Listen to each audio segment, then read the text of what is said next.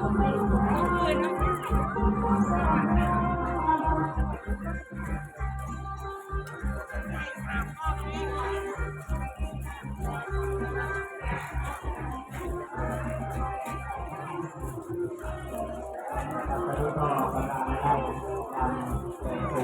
งเรารอบราคา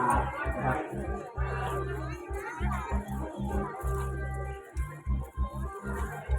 ครับรอบที่หนึ่งนะครับเราก็ลั่นกลองไปเรื่อยๆนะครับคนตีกลองนะครับนะตีกลองก็ให้